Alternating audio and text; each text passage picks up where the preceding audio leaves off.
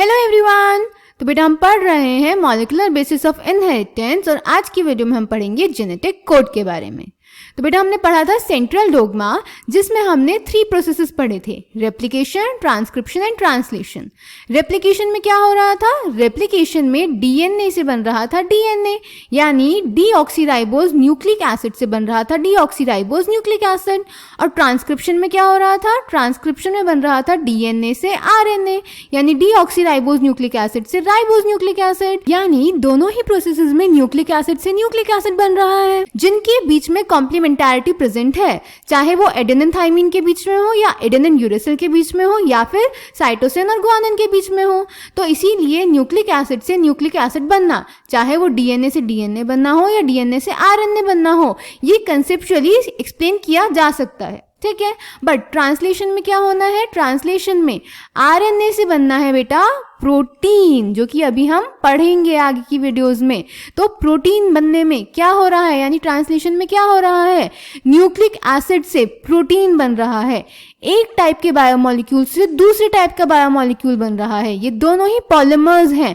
RNA is the polymer of nucleotides and protein is the polymer of amino acids, यानी nucleotide के एक polymer से amino acid का polymer बनना है, जिनके बीच में कोई कॉम्प्लीमेंटारिटी प्रेजेंट नहीं है। पर फिर भी ये प्रोसेस तो होता है, आरएनए से प्रोटीन बनता है, न्यूक्लियोटाइड के पॉलीमर से अमीनो एसिड का पॉलीमर बनता है।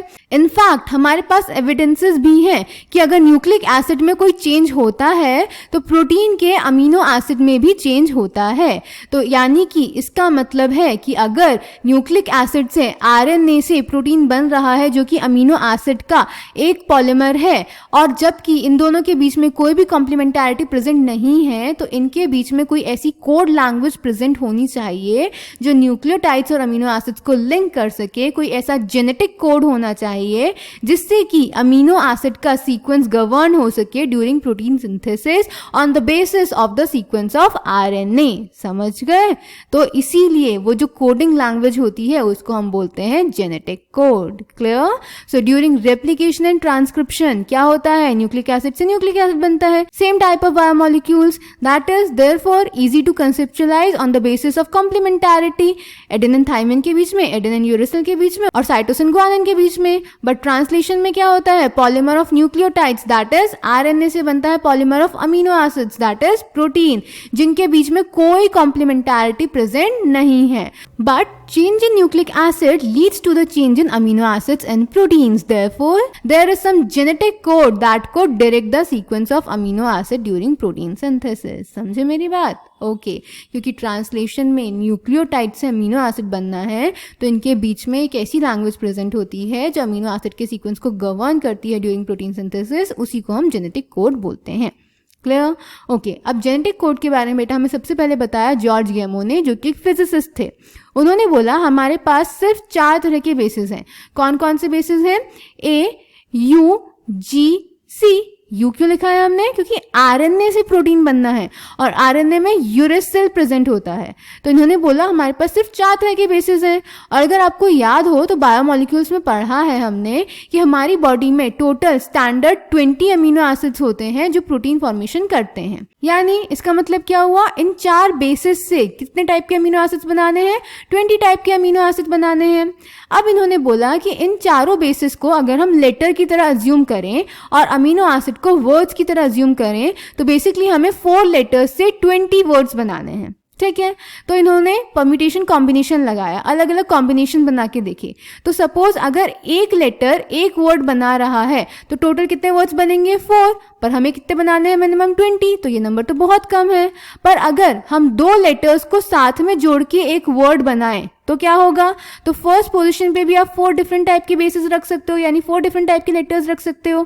और सेकंड पोजीशन पे भी आप 4 डिफरेंट टाइप के लेटर्स रख सकते हो, जिसमें जो ये फर्स्ट पोजीशन पे लेटर होगा वो इसके साथ मिलके एक वर्ड बनाएगा, एक इसके साथ, एक इसके साथ और एक इसके साथ, तो टोटल 4 वर्ड्स बन जाएंगे।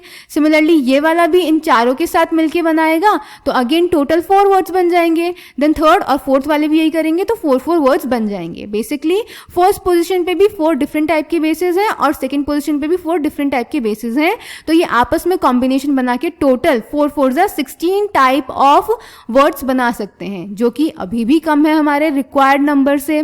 पर फिर इन्होंने बोला कि 3 रख के देख लेते हैं, तो फर्स्ट पोजीशन पे भी 4 रख सकते हैं, सेकंड पोजीशन पे भी 4 रख सकते हैं और थर्ड पोजीशन पे भी 4 डिफरेंट टाइप के रख सकते हैं। सो 4 multiplied by 4 multiplied by 4 total हो जाएंगे 64 वर्ड्स, जो कि ज्यादा है हमारे रिक्वायर्ड नंबर से, जो कि चलेगा बेटा, कम नहीं होने चाहिए, ज्यादा हो सकते हैं। तो इस बेसिस पे इन्होंने बोला कि अगर हम इन नाइट्रोजनस बेसिस को 3 के ग्रुप में अरेंज करेंगे, यानी ट्रिपलेट की फॉर्म में अरेंज करेंगे, तो हमारे पास 64 डिफरेंट टाइप के कोडॉन्स बन जाएंगे, जो कि इजीली हमारे 20 अमीनो एसिड्स के लिए कोड कर सकते हैं। तो इस बेसिस पे इन्होंने बोला कि जो हमारा जेनेटिक कोड होता है वो 3 की फॉर्म में होता है, दैट इज ये ट्रिपलेट होता है। क्लियर?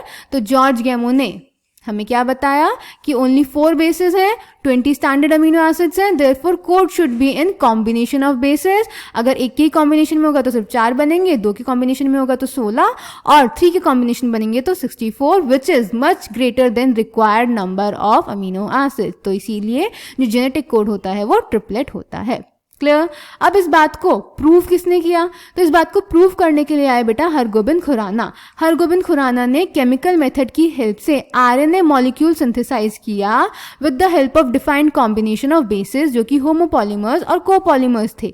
होमोपॉलीमर्स का मतलब है एक ही बेस का एक लंबा sequence, U U U U U A C C C C C या जी जी जी जी, ठीक है। और कोपॉलीमर्स का मतलब है डिफरेंट टाइप के, ठीक है, heteropolymers like UC UC UC UC UC AG AG AG AG, इस तरह के, ठीक है। तो इन डिफाइंड कॉम्बिनेशंस को यूज करके उन्होंने बिना डीएनए के आरएनए मॉलिक्यूल सिंथेसाइज किया। उसके बाद मार्शल निरनबर्ग ने क्या किया? उन्होंने सेल फ्री सिस्टम में प्रोटीन सिंथेसाइज किया और उससे कोड डेसिफर किया। इस प्रोसेस में उन्होंने सेव्रो-ओकोआ एंजाइम की हेल्प ली, जिसका नाम है पॉलीन्यूक्लियोटाइड फॉस्फोराइलेज। ये एंजाइम डीएनए को यूज करे बिना आरएनए पॉलीमराइज करती है, यानी it is a DNA independent RNA polymerase, ठीक है। तो बेसिकली क्या हो रहा है यहाँ पे? आरएनए का एंजाइमेटिक सिंथेसिस हो रहा है इन अ डिफाइंड सीक्वेंस। क्लियर? तो इस तरह से पता चला कि जेनेटिक कोड होते हैं वो ट्रिपलेट में अरेंज रहते हैं और इस तरह से अलग अलग कोड डेसिफर किए गए। जो फर्स्ट कोड डेसिफर किया गया था, मतलब पता चला था, वो था बेटा फिनाइल एलेनिन का। क्लियर? ओके, उसके बाद हमें एनसीईआरटी में दिया हुआ है, इसको पढ़ लेते हैं हम। Okay, so genetic code during replication and transcription a nucleic acid was copied to form another nucleic acid. अभी डिस्कस किया हमने। Hence these processes are easy to conceptualise on the basis of complementarity. The process of translation requires transfer of genetic information from a polymer of nucleotides to synthesise a polymer of amino acid. Translation में क्या हो रहा है? Genetic information nucleotide के एक polymer से, that is RNA से, amino acid के दूसरे पॉलीमर में, दैट इज प्रोटीन में ट्रांसफर करनी है। Neither does any complementarity exist between nucleotides and amino acids nor could any be drawn theoretically. इनके बीच में कोई भी किसी भी तरह की कॉम्प्लीमेंटारिटी प्रेजेंट नहीं होती। देयर एग्जिस्टेड एम्पल एविडेंसेस दो to support the notion that change in nucleic acids, that is genetic material, were responsible for change in amino acids and proteins. But जब न्यूक्लिक एसिड में changes होते हैं, यानी genetic material में changes होते हैं, तो प्रोटीन के अमीनो एसिड में चेंजेस होते हैं। इसके लिए हमारे पास एविडेंसेस थे। This led to the proposition of a genetic code that could direct the sequence of amino acid during synthesis of proteins. इससे हमें पता चला कि जेनेटिक कोड प्रेजेंट होता है जो कि रेगुलेट करता है, गवर्न करता है अमीनो एसिड का sequence during synthesis of proteins, ठीक है। If determining the biochemical nature of genetic material and the structure of DNA was very exciting, the proposition and deciphering of genetic code were most challenging. In a very true sense, it required involvement of scientists from several disciplines: physicists, organic chemists, biochemists, and geneticists. It was George Gamow, a physicist, who argued that since there are only 4 bases and if they have to code for 20 amino acids, the code should constitute a combination of bases. He suggested that in order to code for all 20 amino acids, the code should be made up of 3 nucleotides. This was a very bold proposition because a permutation combination of 4 to the power 3, that is 4 into 4 into 4, would generate 64 codons, generating many more codons than required. ये भी हम अच्छे से discuss कर चुके हैं, क्योंकि अगर एक ही में होगा तो सिर्फ 4 बनेंगे, 2 के कॉम्बिनेशन में होगा तो सिर्फ 16 बनेंगे, जो कि कम है, तो इसीलिए 3 के कॉम्बिनेशन में अरेंज हुए. Providing proof that the codon was a triplet was a more daunting task. The chemical method developed by Hargobind Khurana was instrumental in synthesizing RNA molecules with defined combinations of bases, that is homopolymers and copolymers. Marshall Nirenberg's cell-free system for protein synthesis finally helped the code to be deciphered. Severo-Ochoa enzyme, ये Severo-Ochoa ने ही बेटा discover की थी. Polynucleotide phosphorylase was also helpful in polymerizing RNA with defined sequences in a template-independent manner, that is enzymatic synthesis of RNA. Finally, a checkerboard for genetic code was prepared, which is given in table 5.1, जो कि ये है. इसको बनाया कैसे गया है? 3 position पे हमें लगाने हैं. तो फर्स्ट पोजीशन पे UCAG, सेकंड पोजीशन पे भी UCAG और थर्ड पोजीशन पे भी UCAG, UCAG, UCAG, UCAG. तो इसको लिखते कैसे हैं? U फर्स्ट पोजीशन और सेकंड पोजीशन फिक्स कर दो और थर्ड पोजीशन को वेरिएबल कर दो. तो जब U से बॉन्ड करेगा तो बनेगा triple U, which codes for phenylalanine. UUC will code for phenylalanine. UUA will code for leucine. UUG will code for leucine. तो इस तरह से ये पूरा चेकर बोर्ड बन गया और हमारे पास टोटल 64 कोडॉन्स हैं जो कि 20 अमीनो एसिड्स के लिए कोड करते हैं. यानी एक अमीनो एसिड, कुछ अमीनो एसिड्स ऐसे होंगे जो एक से ज़्यादा कोडॉन से कोड किए जाते हैं. क्लियर? अब क्या आपको सारे 64 कोडॉन्स याद करने हैं? नहीं, कुछ गिने चुने आपको याद करने हैं बेटा. जैसे फॉर एग्जाम्पल मिथ्योनिन के लिए कोड करता है AUG. इसको ढूंढेंगे कैसे? A, तो फर्स्ट पोजीशन पे A यहाँ है, सेकंड पोजीशन पे U, तो ये रहा. तो इस वाले डब्बे में देखेंगे G के लिए, ये रहा G, तो AUG कोड्स फॉर मिथ्योनिन. ये इनिशिएटर कोडॉन भी होता है, ये याद होना चाहिए. फिर UAA यहाँ पर स्टॉप कोडॉन है. देन UAG स्टॉप कोडॉन है. देन UGA स्टॉप कोडॉन है. ये आपको याद होने चाहिए. फिर सिकल सेल एनीमिया में हमने पढ़ा था GAG की जगह GUG हो जाता है, उसको ढूंढ लीजिए. तो फर्स्ट पोजीशन पे G, सेकंड पे A और GAG ग्लूटामिक एसिड के लिए कोड करता है. GUG वेलाइन के लिए कोड करता है. ये आपको याद होने चाहिए. फिनाइलिन आप याद कर सकते हैं. ठीक है, तो जो जो आपको दिख रहे हैं, आपके यूज में आ रहे हैं, आप सिर्फ उन्हें याद करेंगे, सारे याद करने की जरूरत नहीं है. ठीक है, चलिए आगे चलते हैं. अब बेटा जो हमारा जेनेटिक कोड होता है उसकी कुछ प्रॉपर्टीज होती हैं, उन्हें पढ़ लेते हैं हम. तो वो प्रॉपर्टीज क्या क्या है? इनको हम बोलते हैं salient features of genetic code. तो पहला तो ये ट्रिपलेट की फॉर्म में होता है जिससे 64 कोडॉन्स अराइज होते हैं, बट इन 64 कोडॉन्स में से 61 ही कोडिंग होते हैं और 3 स्टॉप कोडॉन होते हैं. कौन कौन से वो भी हमने डिस्कस किया. यानी 61 कोडॉन ही कोई ना कोई अमीनो एसिड बनाएंगे, 3 नहीं बनाएंगे. देन ये डीजेनरेसी शो करते हैं. डीजेनरेट कोडॉन होते हैं, यानी कुछ अमीनो एसिड ऐसे होते हैं जो एक से ज्यादा कोडॉन से कोड किए जाते हैं. कोडॉन कंटिन्यूस फैशन में रीड करे जाते हैं, यानी इनके बीच में कोई भी फुल स्टॉप या कोई भी कॉमा नहीं होता और ये ओवरलैपिंग भी नहीं होते. ठीक है, ये यूनिवर्सल होते हैं, यानी एक कोडॉन मेरी बॉडी में जो अमीनो एसिड बनाएगा आपकी बॉडी में भी वही बनाएगा. बस इसके कुछ एक्सेप्शंस है माइटोकॉन्ड्रियल कोडॉन्स में और कुछ प्रोटोजोन्स में. ठीक है, AUG डुअल फंक्शन करता है. इनिशिएटर कोडॉन भी होता है, यानी ट्रांसलेशन को इनिशिएट भी करता है और मेथियोनिन के लिए भी कोड करता है. और UAA, UAG और UGA स्टॉप कोडॉन होते हैं, यानी ये ट्रांसलेशन को टर्मिनेट कर देते हैं, ये किसी भी अमीनो एसिड के लिए कोड नहीं करते. दूसरा जो हमारा जेनेटिक कोड होता है बेटा वो नॉन एम्बिगुअस होता है, यानी एक कोडॉन एक ही अमीनो एसिड के लिए कोड करेगा. क्लियर? ओके, तो ये दो थे salient features of genetic code. इसको भी एनसीईआरटी से देख लेते हैं बेटा हम. So the salient features of genetic code are as follows. The codon is triplet. 61 codons code for amino acids and 3 codons do not code for any amino acids, hence they function as stop codons. Some amino acids are coded by more than 1 codon, hence the code is degenerate. The codon is read in mRNA in a contiguous fashion.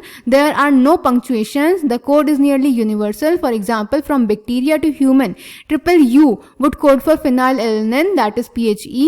Some exceptions to this rule have been found in mitochondrial codons and in some protozoans. AUG has dual function. It codes for methionine and is also an initiator codon. UAA, UAG, UGA are stop or terminator codons. Clear? Okay, फिर आपको एक sequence दिया हुआ है, if following is the sequence of nucleotides in mRNA, predict the sequence of amino acid coded by it, take help of checker board. ये आपको sequence दिया हुआ है, आपको बताना है कि ये जो सीक्वेंस है ये कौन कौन से अमीनो एसिड के लिए कोड करेगा। तो हेल्प ले लेते हैं हम चेकर बोर्ड की। फर्स्ट इज AUG चेक कर लेते हैं किसके लिए कोड करता है, तो AUG कोड्स फॉर मेथियोनिन, तो फर्स्ट अमीनो एसिड क्या हो जाएगा, methionine. Then triple U is for phenylalanine, that is PHE. Then UUC again phenylalanine, that is PHE. UUC PHE, अभी देखा है हमने ये, again UUC PHE, ठीक है, तो इजीली हम कर सकते हैं। Now try the opposite, following is the sequence of amino acid coded by an mRNA, predict the nucleotide sequence in the RNA। अब आपको अमीनो एसिड का सीक्वेंस दिया गया है, अब आपको RNA का सीक्वेंस निकालना है, तो उल्टा कर लेते हैं। मिथ्योनिन को कौन कोड करता है, चेकर बोर्ड में देख लेते हैं। मिथ्योनिन को कोड करता है AUG, तो यहाँ पे हो जाएगा AUG। फिर आगे दिया हुआ है फिनाइलएलेनिन, तो बेटा अभी हमने देखा कि फिनाइलएलेनिन के लिए UUU भी कोड करता है और UUC भी कोड करता है, तो इसमें आपको प्रॉब्लम हो जाएगी कि UUU होगा या UUC होगा, ठीक है। तो इसका सीक्वेंस हो सकता है ट्रिपल U या फिर UUC, और ये सब के लिए होगा आगे, क्लियर। देन फिर क्वेश्चन पूछा जा रहा है, do you face any difficulty in predicting the opposite? Yes, because some amino acids can be coded by more than one codon, clear. Then can you now correlate which two properties of genetic code you have learn, तो यहाँ पे एक तो degeneracy हो जाएगा कि कुछ amino acid एक से ज्यादा कोडॉन से कोड किए जाते हैं, और नॉन एम्बिगुअस की एक जेनेटिक कोड एक ही अमीनो एसिड के लिए कोड करता है, समझ गए। तो ये था जेनेटिक कोड बेटा, आई होप आपको समझ में आया होगा। कोई भी डाउट होगा तो आप कमेंट सेक्शन में पूछ सकते हैं। Thank you.